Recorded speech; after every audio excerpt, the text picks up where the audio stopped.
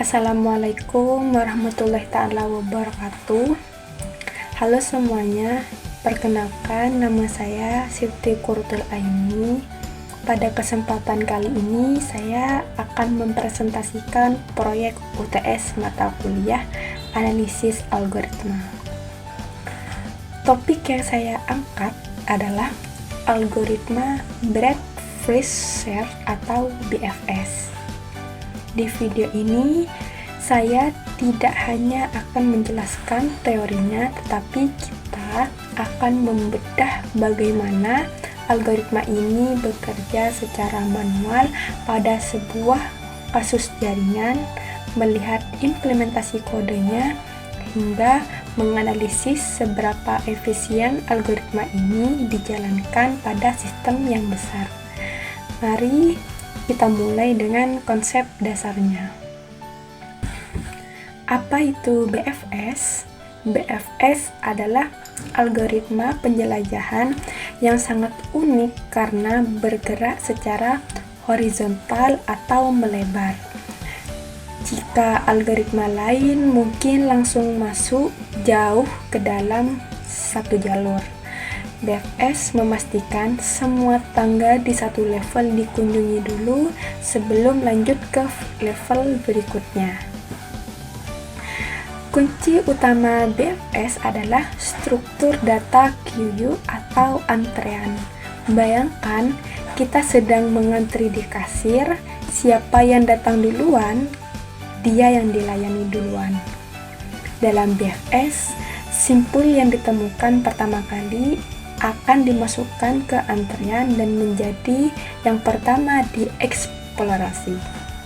Selain itu, kita butuh catatan bernama visited agar kita tidak mengunjungi orang yang sama berulang kali yang bisa menyebabkan program kita macet dan infinite loop. Nah, sekarang mari kita simulasikan pada studi kasus jaringan server. Perhatikan gambar graf di samping saya. Kita punya 6 server, A sampai F. Kita akan mulai penelusuran dari server A.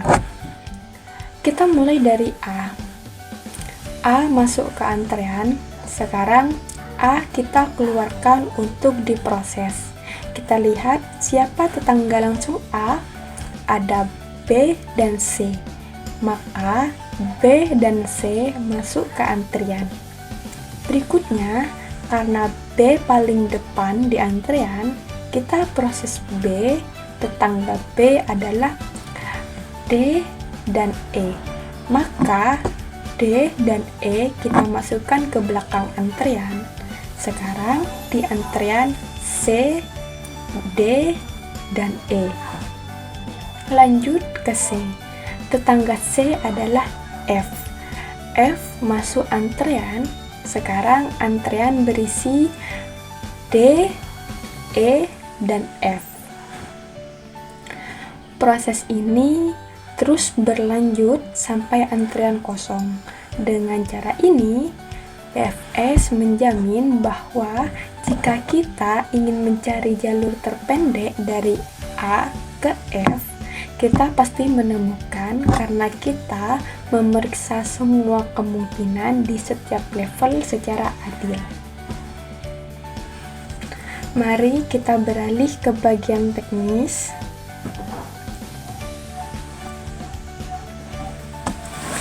Di sini saya mengetikkan kode ini secara manual menggunakan bahasa Python. Saya akan menjelaskan bagian terpentingnya. Di baris ini, saya mendefinisikan graf menggunakan dictionary. Lalu, di dalam fungsi BFS, perhatikan baris QPOP 0. Inilah inti dari prinsip FIFO. kita mengambil elemen paling depan, kemudian ada percabangan if neighbor not in visited. Ini adalah pengaman kita agar setiap server hanya diperiksa satu kali saja. Sekarang saya akan mencoba jalankan programnya di depan teman-teman semua.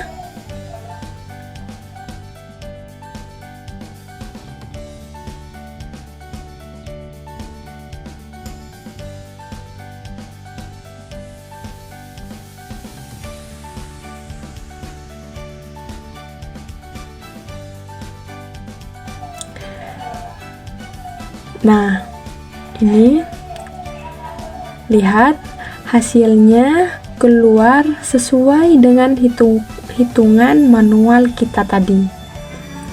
A, B, C, D, E, F.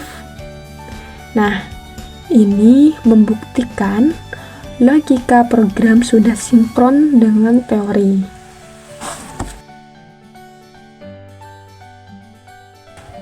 Terakhir, kita bicara soal efisiensi.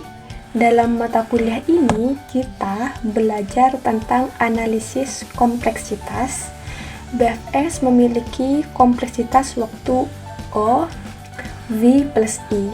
Artinya, waktu eksekusinya tumbuh secara linear seiring bertambahnya jumlah simpul, vertex, dan sisi edge. Ini sangat bagus karena algoritma ini tidak akan melambat secara ekstrem saat datanya bertambah.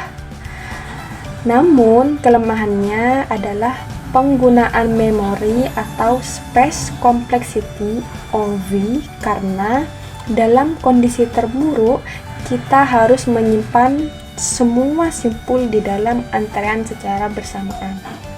Sebagai penutup, BFS adalah algoritma yang sangat tangguh untuk mencari jalur terpendek pada graf tanpa bobot. Saya sangat menikmati proses pengerjaan UTS ini karena membantu saya memahami bagaimana sistem navigasi dan jaringan sosial bekerja di balik layar. Sekian presentasi dari saya, Siti Qurratul Aini. Terima kasih kepada Bapak dosen atas bimbingannya. Wassalamualaikum warahmatullahi wabarakatuh.